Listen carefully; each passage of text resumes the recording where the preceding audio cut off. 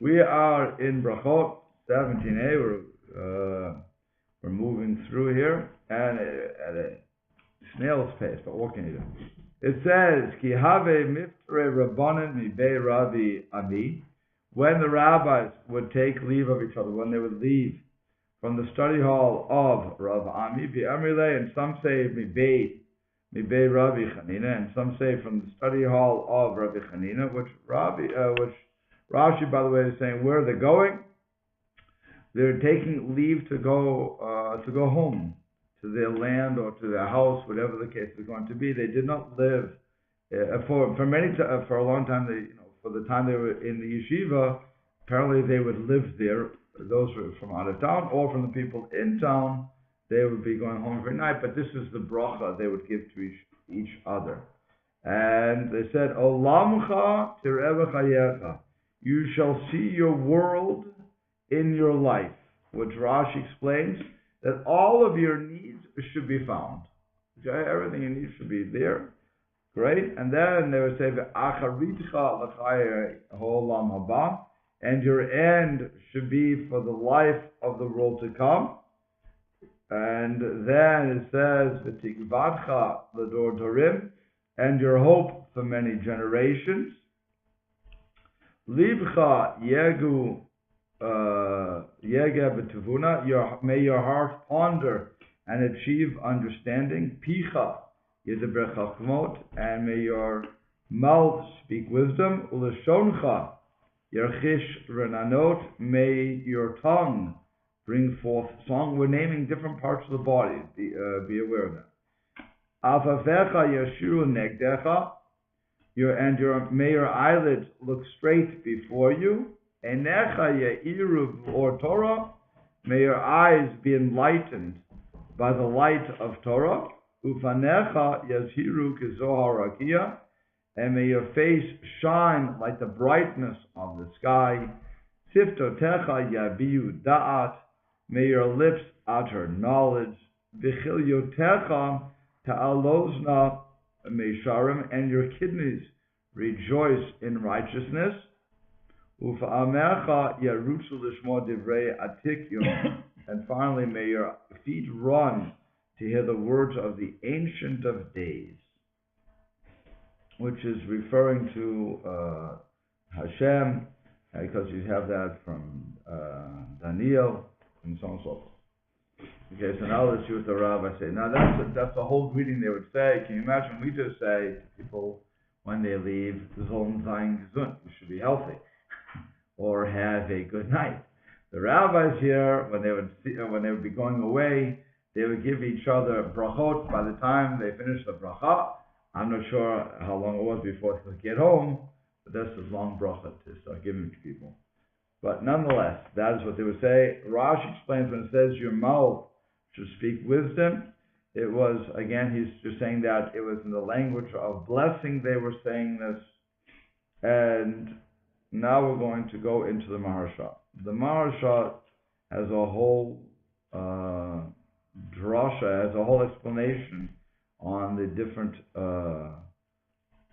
body parts. Before we get there, though, it says again, your heart, your world. You should see your world in your life, which again means that it's talking about this in this world. In this world, you should see everything come to fruition. In the next world, which is the time of Mashiach and the time of the revival of the dead. How exactly that's going to work, nobody really knows what the revival of the dead is going to be, because I'll give you what is it going to be, a physical revival, or is it going to be the souls of the dead are going to get together? Nobody really knows. It's an argument on both sides. The biggest problem with the physical resurrection would be that there's supposedly according to one opinion, there's a limit of souls, namely 603,550 souls out there, and they get chopped up, I guess, and they come back, and so forth. That's your reincarnation, where God's not making more souls, as it were, and so if you have really that a limited amount of souls, and we have all these people, all these bodies that are buried in the graveyards, is more than 600,000 people buried in graveyards all around. So you'd have to say that the soul, that all those people couldn't come up. That's why the other opinions, that opinion would say that it's going to be a resurrection of souls. That's all. Okay, but then it says, now we go into it. The heart should ponder and achieve understanding. So the Maharsha says this. It says that the rabbis were using all of the vessels and the limbs that are connected to learning Torah. The heart and the kidneys are connected to serious study and thought. When I mean serious study, it means what we're doing now. We're looking very much into what's going on. What we call iyun. Iyun in Hebrew, it's really plumbing the depth of what's being said. Now, I looked on the internet because I was curious why, and maybe you can help me out here, Bill. Why in the Greek thought or an ancient thought, we're connected to Greek thought normally, that the kidneys, which today we know is the filter, why that was connected to thought. Well, what would be the connection, or why would in the ancient world would they think that the kidneys were thought? The heart, we think with the heart. Okay, we feel with the heart, and so on and so forth. But kidneys, like I said, today we know it's a filter. Now I could be a real rabbi and start drushing out and saying, well, knowledge has to be filtered and so on and so forth. Impurities have to be pushed out. Okay, we could say that, but I'm just curious. Like I said, I couldn't really locate anything quickly on the net. No? Okay. So we'll just take the rabbi's word for this. The point is that the rabbis considered the heart. The heart would be what makes you think, which is why when it came to heart transplants, this became a big problem. Because if Reuven, who would die, his heart would be taken and given to Shimon, okay, who needs a heart transplant. So the concern may be that the memories of Reuven would be given to Shimon, even though Shimon is a totally different person. Okay, so if that's really where brain activity is happening, where my memories are stored, and that's why, and think about it, we still have this concept today with the Cupid on Valentine's Day, where we're saying that he shoots an arrow through our heart, we feel love. Today we would say, what are you talking about feeling love? The heart is a pump, it pumps blood, that's all it's doing. But again, in the ancient world, and certainly something that the rabbis are dealing with, it was a thought, it was feelings, that's coming from, not feelings so much, but the thought was coming from the heart. So there was actually a question, which we said, yes, you can do the heart transplant just to cut through all that, but you want to save the person. But that would be the question, can I give over somebody else's heart to another person because then they're getting their memories? The question today would be, I don't think it's even applicable today, but a brain transplant. If I would transplant a brain or a part of the brain to somebody else, you'd have the same headache. Okay, you'd have the same problem going into that process there. So, because then you really are getting memories. If that's really where memories are stored. I mean, maybe science is wrong at this point. Who knows? They were wrong back then, they can be wrong again.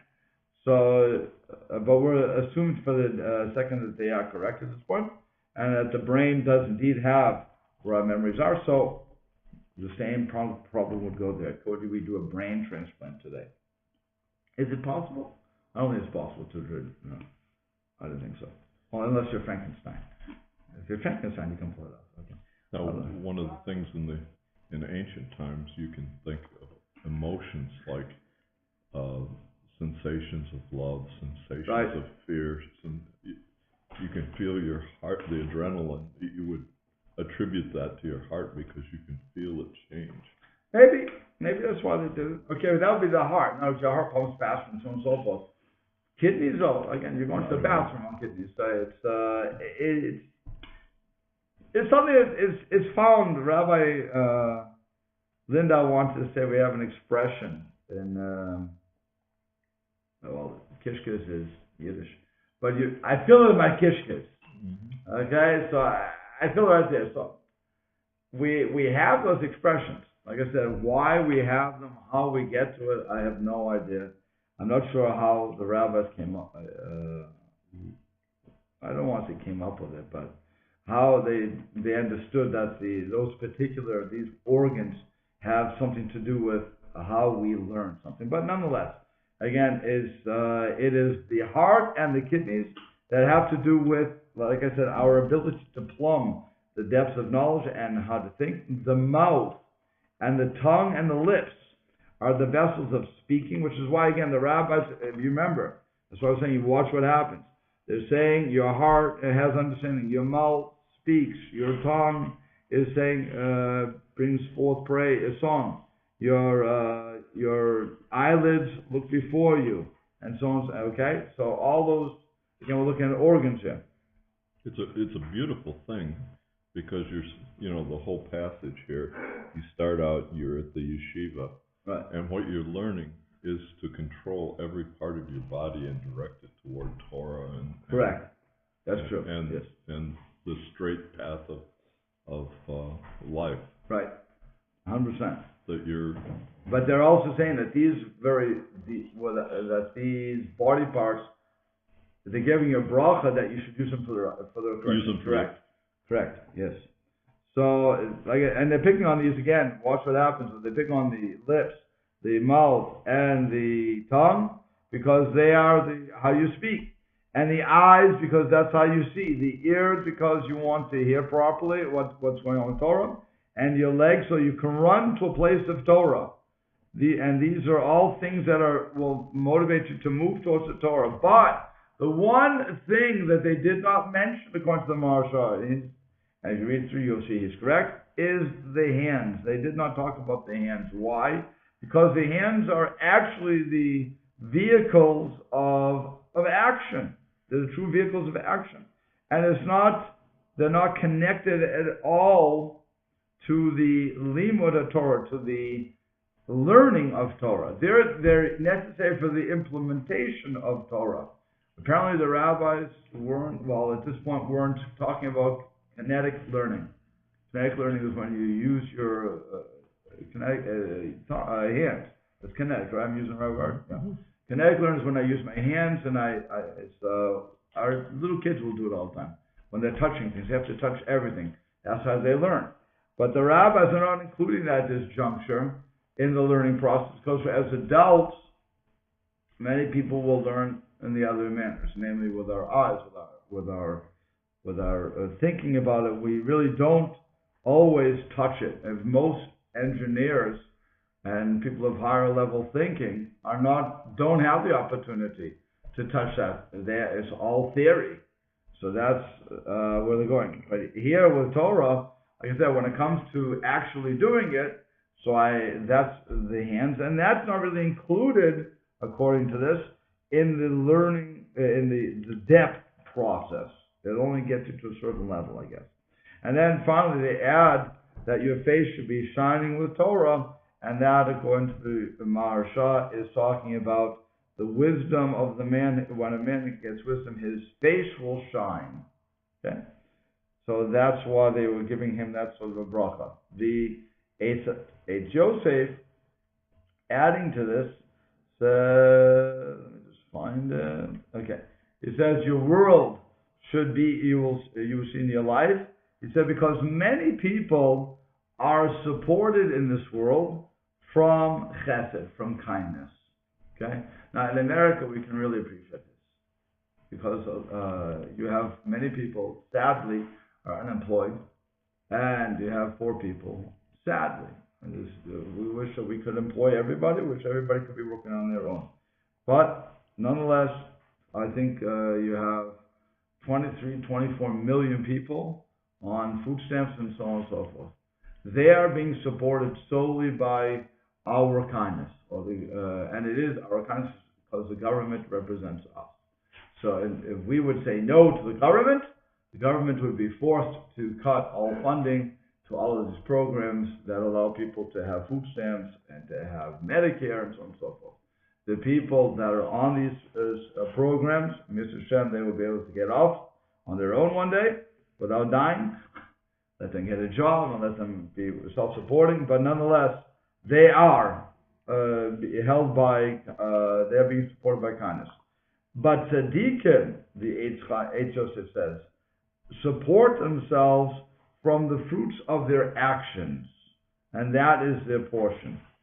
Okay, so what's happening is the rabbis are saying, or the Eitz Yosef is learning from this statement that your world you should see in your lifetime. Remember, that's in this world.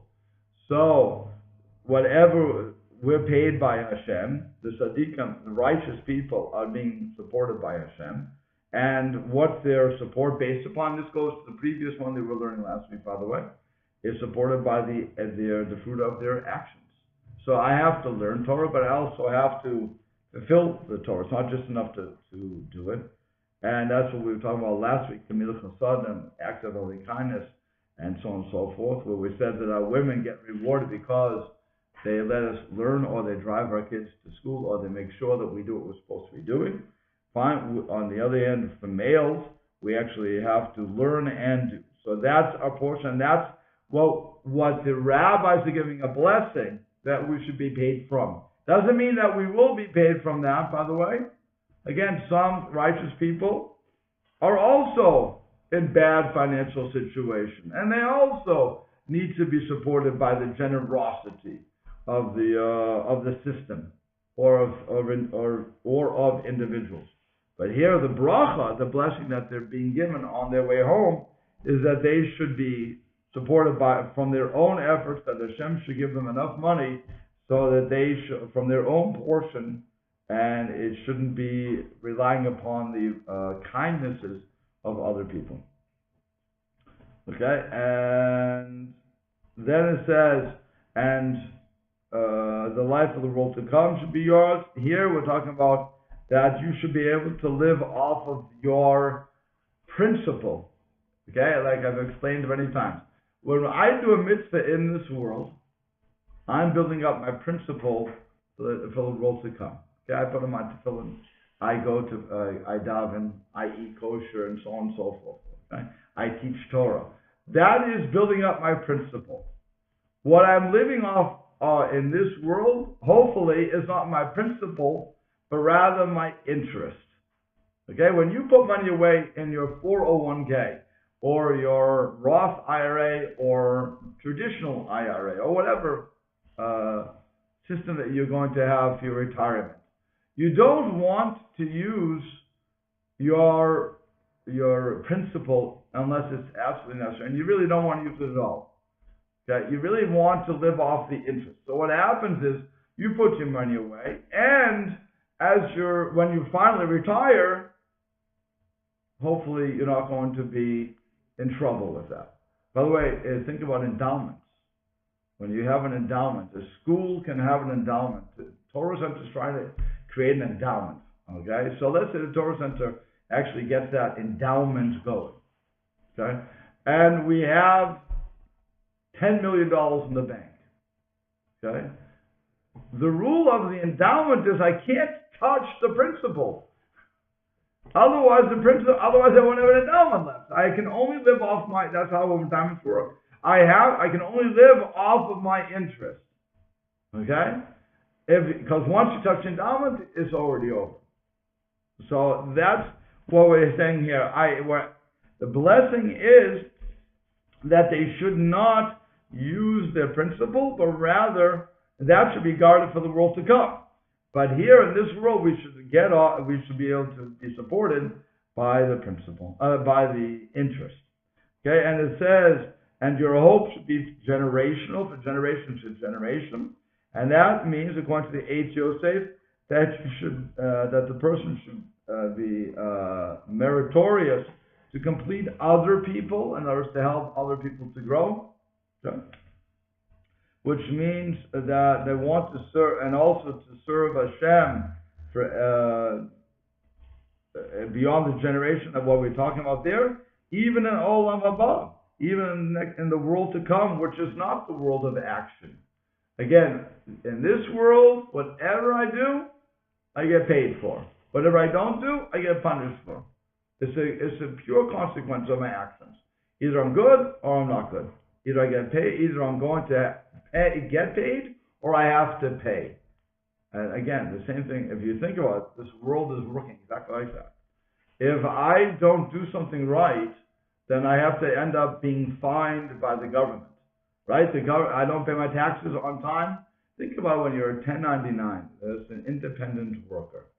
Okay? Here I am, an independent worker. If a person is independent, they don't get a W-2. If you get a W-2, so then the employer has to take out your taxes. And what you get is the rest from what you get is the paycheck is already taxed it's already been taxed. And all you come out, you made $100 that week, you come home with $50. But you don't have to worry about it anymore, right? On the other hand, if I'm a 1099, then I'm living in somebody once called, I forget a dream world, what they call it, I forget what the expression was, but I get the whole $100. So now, if I put the money away when tax time comes, I pay. If I don't put the money away when tax time comes, I'm in trouble. But the government doesn't trust us. So the government says to us, as 1099ers, you must pay quarterly. And if you don't pay, or you can pay all together up front. Okay? But if you don't do that, and you wait for April 15th, then you get $100 fine for not paying. What are you fining me for? I'm paying you on time. No. Because you didn't give us ahead of time, and you didn't estimate your taxes. You didn't estimate. So then we're going to, as we would say in Hebrew, knas you. We're going to fine you. So it's $100 extra for not giving them money up front. That's how the government works. And that is a crazy thing there too. But that's how it's working. Okay, so that's why when the employer takes out money, we never see that because we're not being fined. And we think it's a big thing, April 15th, when our accountant tells us, you have $3,000 coming back. Whoa, really? Think about that. You have $3,000 that you overpaid the government, that you could have been earning interest, let's say you put in the stock market at 7% or 5 to 7%, and now 14%, whatever the stock market is pulling out these days. Or in your own bank, you could have got 1/4%, and they gave it to you without any problem. Here's your money, thank you very much for the use of it. But it's mishigas. But if I don't pay it on time, and I don't pay it the way they want, then they give me a fine. Okay, so that's the same thing here. What I'm saying is, in this world, like I said, whatever I do is mine. But in the next world, it doesn't work like that. Like I said, next world, I don't have any reward. But with that being said and done, the rabbis are still wishing their compatriots that you should be zoche, you should merit to serve Hashem even in a world where there is no reward. Okay? And then it says, and how is that going to be? By the actions of his students. So if I train my students, which could also be my children, by the way, if I train them correctly and they are following Torah, I am living off of their merits too. Which is why I say it's not just for me I'm building up. Every time I do a mitzvah, I am helping my parents, my grandparents, and so on and so forth. The chain reaction is endless for what's happening here. They're all getting fruits of my labor because they invested in me. So either it's a good investment or it's a bad investment. You have to, sometimes it's not a good investment. If you don't train your children right, it's not going to be good for you. But if you do train them right according to this, then you're going to live off of them. And he says also, after there is a loss. The rabbis still say that, in other words, because we say the dead have no hope, because again, they can't do anything for themselves. So we say that there should be a hope for generations, which means again the children. And then it's saying your heart should meditate on wisdom, and this is a language of blessing that they're giving over. Okay, and so that's really what was going on there. That the rabbis were trying to help the compatriots out when they're leaving, to give them all these blessings and to tell them, as Bill said, to use their limbs in the proper manner, not to use the limbs in an improper manner, to run to a place of Torah, to look to that your eyes should be used for the proper things, to be looking at what the Torah teaches us, that we should see our ears to hear the proper things. And if you do all that, then you're going to you'll be able to listen to the words of Hashem in the world to come. Okay. Next. It's like a beautiful metaphor, just as you learn to use the parts of your body in a proper way, right, to the purpose of Hashem. Mm-hmm. That you use all your social connections, all of your actions in life, in your society to that purpose. That right. One thing can be expanded to a larger world and a larger world. Mm-hmm. And that's what we're trying to do. We're trying to connect. That's why we say, Kol Yisrael Arevim Zeh B'Zeh, that every Jew is connected to the other, or a guarantor for the other. So unlike in Western philosophy, and I've said this many times, unlike in Western philosophy, like we have in the United States, it's as long as it doesn't affect me, I don't care what you do. People will always say, it's a line from Seinfeld, but nobody realizes that they're quoting Seinfeld every time. But they say, the homosexuals, not that there's anything wrong with that. That's a straight line from Seinfeld. But they're saying, I don't. It's not for me, but it's not affecting me. As long as it doesn't affect me, let them get married and so on and so forth. Because there's no connection. They don't feel that there's any connection one way or another to one person from the next. But if I feel that there is a connection, then that does create a problem. Okay. Now, how do we feel that connection today? By the way. And again, what's the real argument about homosexual, what's it called? Marriage. I mean, I forget what they're calling it today, but what's the real problem with homosexual marriage? People don't want the homosexuals to get the tax benefits. That's all. Because they rather, think about this. If I could somehow figure out a way that you and your wife would have to pay separate taxes, I'm putting more money into my pocket as a government. Okay? So, it's not so much that we're talking about the moral issue of who can get married or not. No, that's on America. America is saying, I want your money. So I have to figure out a way to do it. So they get the religious right, who'll say, it's Adam and Eve, not Adam and Steve, or whatever that expression was, okay? So it's morally, religiously, is forbidden. No question. The Torah says it's forbidden. Because of how people want to twist the words, the Torah is saying it's forbidden. But we're not dealing with that. We're dealing with taxes. We're dealing with inheritance. Somebody was living with I just read this on the internet. I forget who, but two women, they were married, fine, and they saved their money. What happened was, whoever died first. So she gets, and there was a state that was legal marriage. She comes to Indiana where it's not legal to do it. Indiana's government got her for inheritance tax, which she never would have had to pay if it was a spouse. So here she has, let's say, $100,000 she has to pay. I think it's 50%. Some of the shigaf at that. And so force. Why would I want to give a 50% tax? And that's why you have this whole fight. To get married, do what you want. We don't care what you're going to do. It's nothing to do with me. But when it touches my money, now we're going to have a fight. And that's what nobody wants to admit to in this country. It's not an argument about whether or not they should be married or they should be living together. It has nothing to do with it. It has to do with money. And if people would just admit to that, one thing, then the religious right would not have to make the argument anymore, because people would just say either yes or no. Okay, but they would be doing it at least honestly and not dishonestly. Because everybody's trying to be dishonest about it. No, we're really talking about love. You're not talking about love. You're talking about money.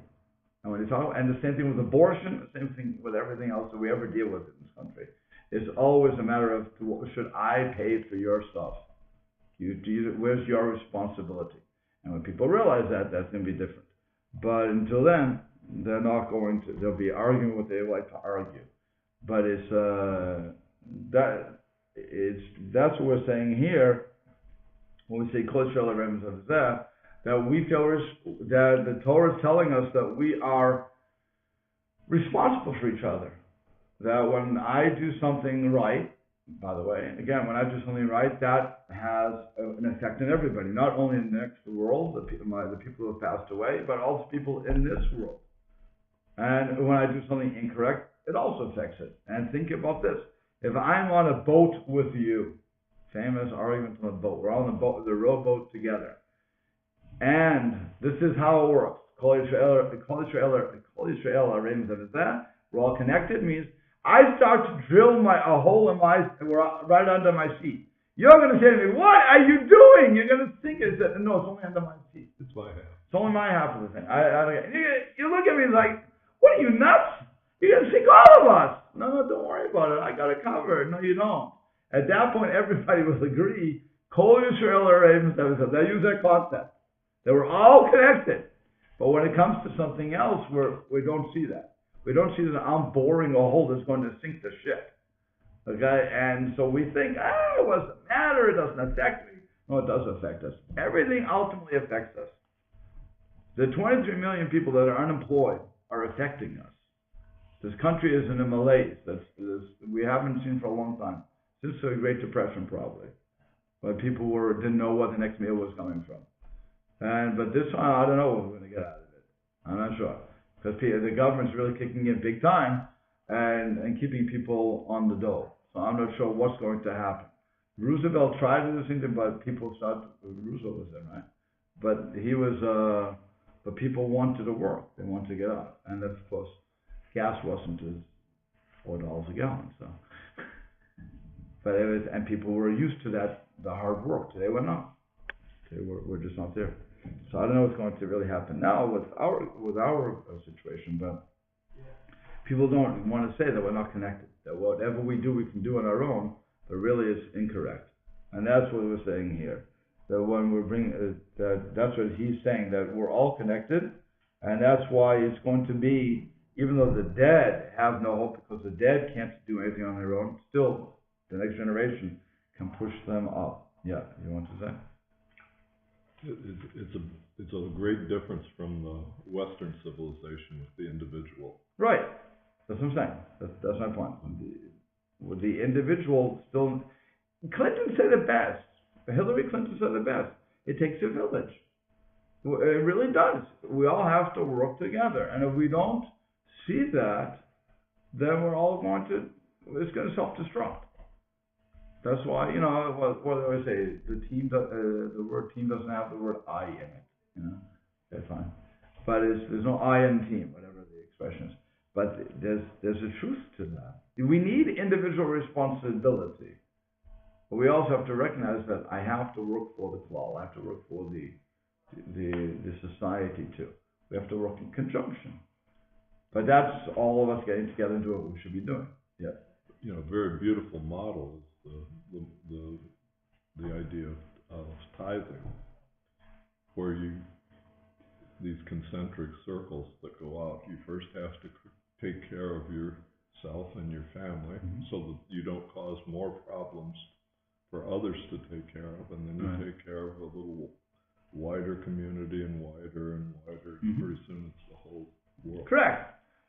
the biggest thing is there in that system, it says that even the poorest, I shouldn't say even the poorest, but because it does stop at one point, but the poor should also give tzedakah. Now, tzedakah just could mean I'm giving you a penny. And I fulfill my mitzvah, I can fulfill my obligation of giving tzedakah. When we're talking about tithing, I'm normally on a farm. And that sort of situation, where I have crops. So I have what to eat. That's why tithing became a sort of thing. Since I have what I need, now I can afford to give. At that point, though, the Torah is telling me I have to give a certain amount. I can't just give that penny anymore. The more I get, the more I distribute. It doesn't mean by the way, this is very important because this again flies in the face of what's going on today when you're dealing with the rich versus poor in this country. The Torah is telling us that you give 10% up to 20, no more than 20. We're expecting, or at least what I see in the papers and on the internet, is people are arguing that the rich, the ones who have made it, should be giving 60 and 70% of their wealth to us. And I'm thinking, where do you come up with that number? Why don't you say 100% and get over with? It's wrong. They have money. They made money. Whatever reason God has, these people had money. So they have to give what they have to give. But you can't expect them to give more. There was a discussion we had a long time ago. That what's the problem with giving more, by the way? Because if I give too much, I'll be poor. If I'm going to be that generous, sooner or later, I'm not going to have the money to support me. I'd rather the guy be able to give and give and give and give and give than to be on the receiving end. I'm not interested in him being on the receiving end anymore. We have enough on the receiving end. So if we start spreading the money out, like I said, take care of our, first you have your families, okay, so your immediate, then your extended, and so on and so forth, then your community, and then the greater community, and it goes out now, like I said, concentric circles. If you do that, and everybody's doing that, by the way, think about, you throw 2 rocks into the water, the ripples will sooner or later come together. Okay? So if all these people are actually doing what I'm suggesting, you're not going to really have poor in the system because ultimately everybody's taken care of. The circles, and they'll be overlapped. So again, that's what the whole Meiser system was. The tithing system was, I have money and I have enough to support myself and my family. So now I have to give. God's telling me I have to give out to the other people. It's a tithing system. As compared to tzedakah, which is not a tithe. Tzedakah is a different thing. Like I said, if I'm giving charity, I can give you a penny a dime, and I fulfill my obligation. So that's why even the poorest person should get used to giving. And not only taking, but also giving. That's why in every Jewish home, we have a tzedakah box. In most Jewish homes anyway, have a tzedakah box. It used to be, maybe when you were growing up in Canada, that you had from the JNF, you had in your house? No? Okay, most people had from the blue box, from the JNF to plant trees in Israel. So what would happen is you would take the mother, when she would be lighting candles, right before she would light candles for Shabbos, she would put 5 cents and 10 cents, whatever she was putting in. And then at the end of the year, whatever, they would count up their money and they'd send it off to the J. And actually, there would be a collection. Usually, the shul would bring your JNF in, and they would count the money in the blue box and give it to Israel. But that was training the people who didn't have anything to give something. Okay? So we always want to train people that you shouldn't only be on the receiving end. You should also try your best to be on the giving end. Okay, we'll stop there.